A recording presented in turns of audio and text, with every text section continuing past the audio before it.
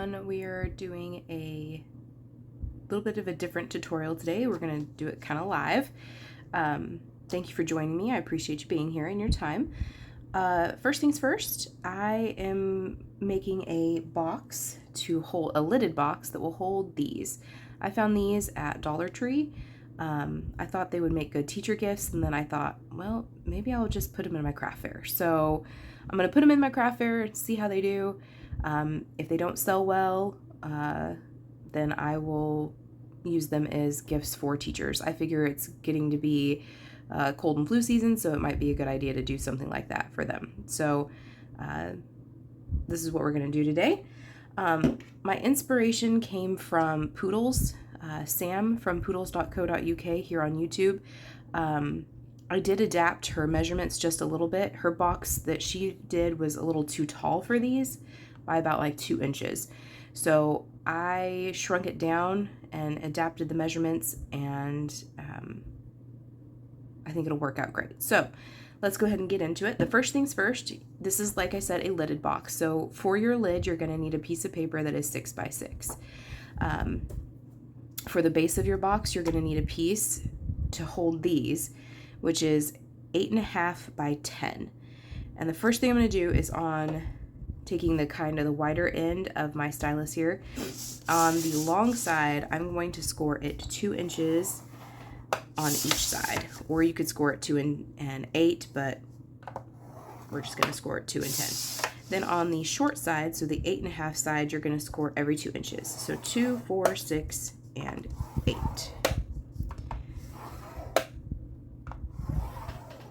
All right, so that is the, and on this side, on the short side, you're still going to make little tick marks at 1, 3,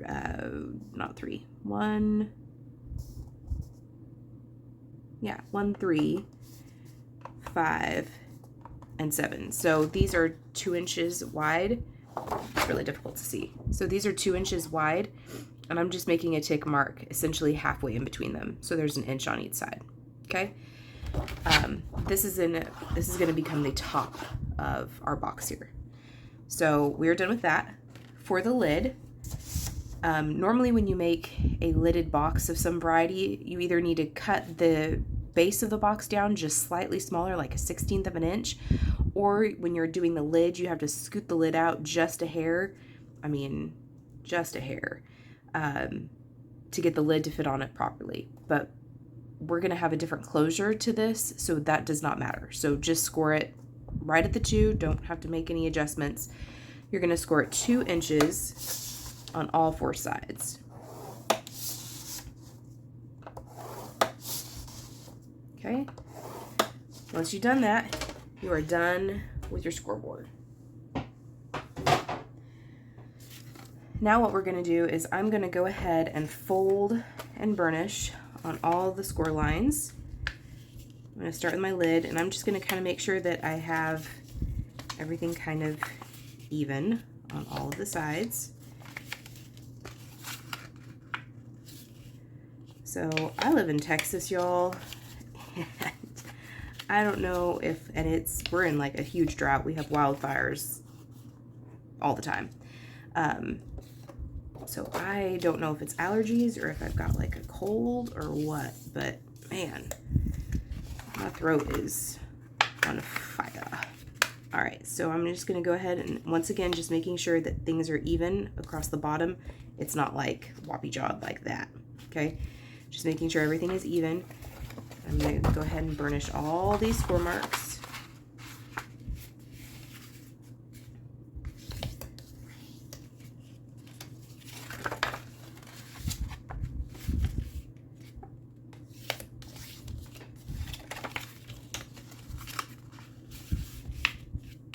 So I picked up 12 of these little bottles. I figured I'd make a dozen of them. Like I said, I think they'd sell well, but I've discovered through my time as doing craft fairs that sometimes the things that I think are gonna sell like hotcakes just sit there. Okay, so I can see better on the white side, not the pattern side. So what you're gonna do is we are essentially going to make score marks in this box. So we're going to make little triangles, and what we're going to do is we're going to connect the corner to this score mark. So there's a little corner right here. We're going to connect this corner to that little tick mark we made, this corner to this tick mark. So we're essentially going to make triangles inside there. So I just have a stack of scrap paper. This was actually a shim that I used in for my spellbinders.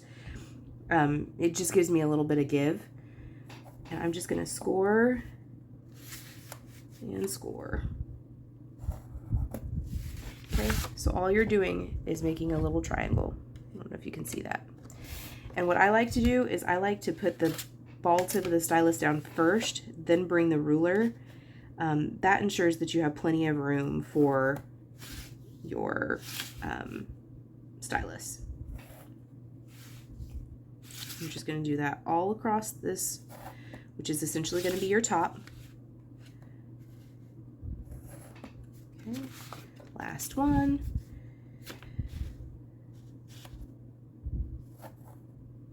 And because we're making these score lines, it's going to essentially like collapse in on itself. So that's why we didn't have to worry about like scooting this out at all, because it's going to collapse in on itself. So it just kind of gives it a different closure. If you struggle with getting lids to fit, this is a good option. So we made all of these little triangles. Are they perfect? No, but they'll work. So now what I'm going to do is I'm going to go ahead and try to just burnish these. You don't need to have like a super crisp burnish on them, but you want to burnish.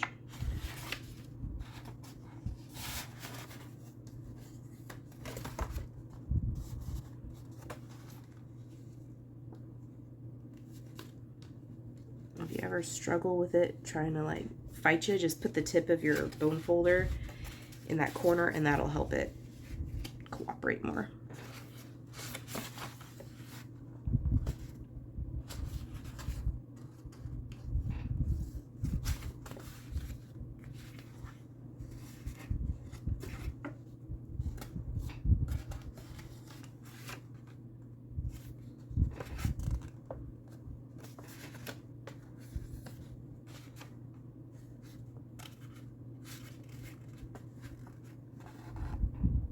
And I'm folding it into the side, into the box instead of out. Again, that's going to help it fold together nicely. So I'm not folding it this way. All right, so we've got that all done. Next thing I'm going to do is I'm going to do a little bit of cutting. Cutting is very easy. So all I'm going to do is, this is the bottom of the box. I'm going to cut straight up these score lines. Okay.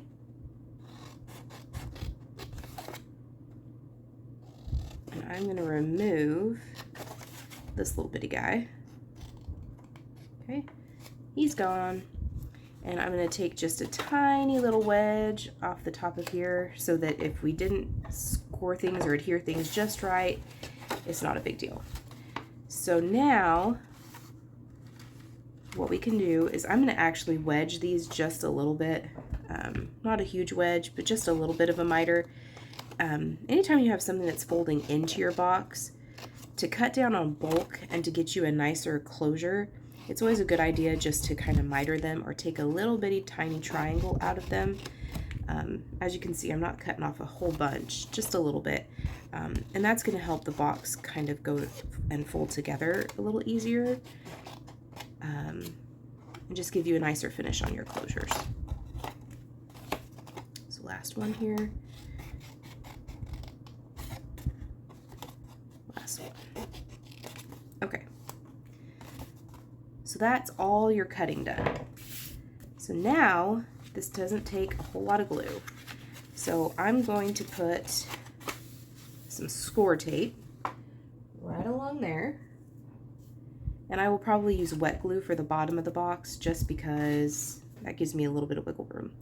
And I'm going to put this score tape as close to the edge of that score mark as I possibly can, just so that there isn't like gapping and it just closes together a little bit nicer. I recently just clipped my nails, so my nails are not going to be very helpful to me right now. So we're going to grab our little craft pick here, and I'm going to, I folded on, so here's the flap, here's our glue flap, here's the first like 2 inch, so this is the second score line from the left. We'll keep it simple. And the first score line from the right. And I'm just going to stick this together, trying to make sure that my score lines are somewhat even. And then that is the box. So that's the side of it, all sealed together. So this is now becomes the back of my box. So I'm going to fold in the 2 sides and the back and then the front. And I'm going to make sure that I kind of have this squared off as best I can. So that looks pretty decent. So now I'm going to take some wet glue and just put a little bit of that at the bottom.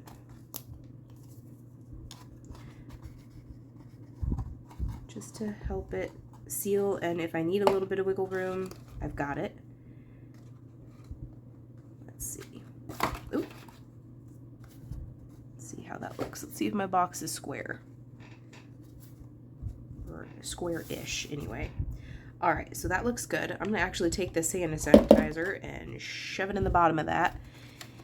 Oops, sorry, bumped the camera, my bad.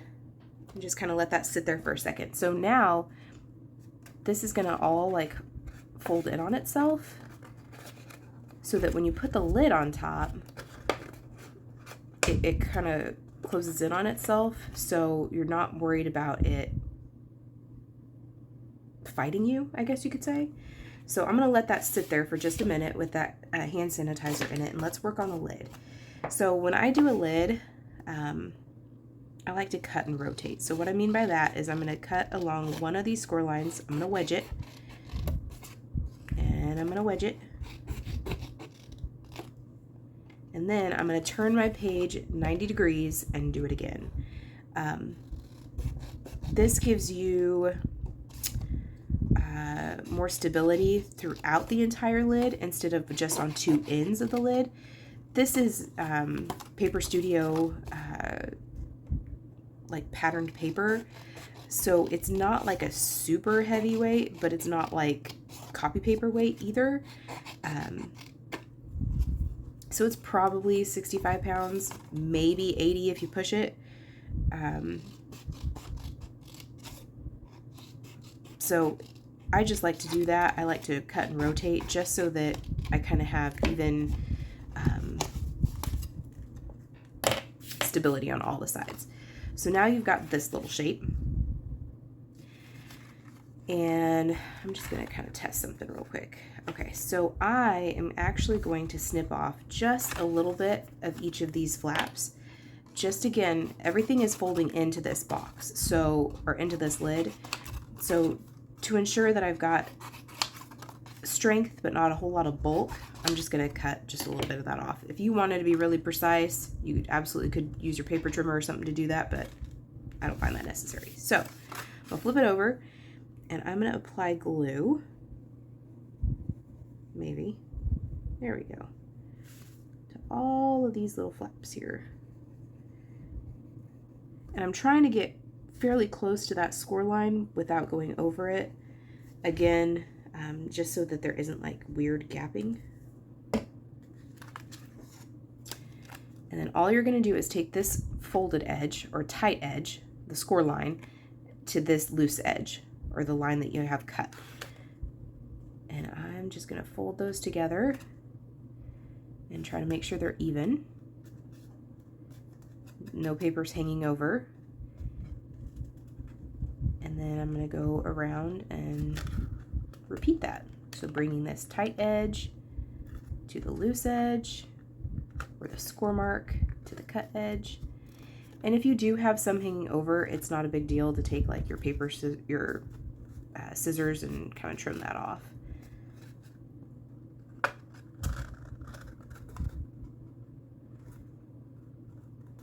Again, just trying to make sure we've got a nice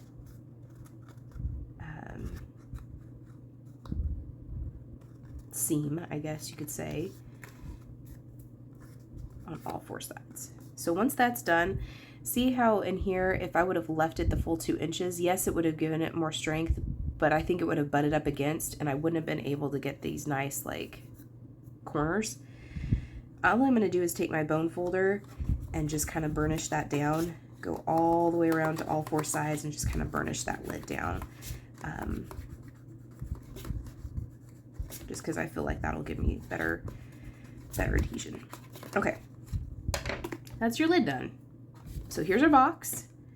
I've got that hand sanitizer in there, and it's got a little bit of wiggle room in there, so you could fit something. This box ends up being 2 inches by 6. So 2 by 2 by 6 up to this point up here. If you had something really skinny and narrow, you could probably put something else in there, but realize that it's going to taper as you get up to there. So just be conscious of that. So 2 by 2 by 6 up to this mark right here. I think I'm going to add some like shredded paper, and all I do for my shredded paper is literally take scraps of cardstock, pattern paper, put it through my paper shredder, and I have ready-made paper, like shredded paper. So that's all I'm gonna do. But what I was saying about the lid, so check this out. And it fits perfect, and it's not gonna fall off. See, not falling off. I'm trying not to like shake the, the thing out. So when the lid is on this, it's 2 by 2 by, wait a minute, wait for it, 8. So, that's our little project today. I'm going to probably wrap some ribbon around this and add some shredded paper in there, but that's it. So, pretty economical, not really hard to do, and like I said, it'll hold quite a bit of stuff. You could put other toiletries in here, you could put lotion, you know, travel size shampoos, conditioners, that kind of thing. As long as they're not wider than 2 inches and taller than 6, you're fine. So thank you so much for joining me. I hope you feel inspired, and if you have any questions, I will try to answer them as best I can. I'm going to go ahead and put Sam's tutorial in the description box. Hers is a little bit taller by about 1 inch. But in case you want to see hers and check out what she did, I will put that below because that is where I got my inspiration, and I feel like you need to give credit where credit is due. So that's it. Thank you so much for joining me, and we will see you next time. Bye.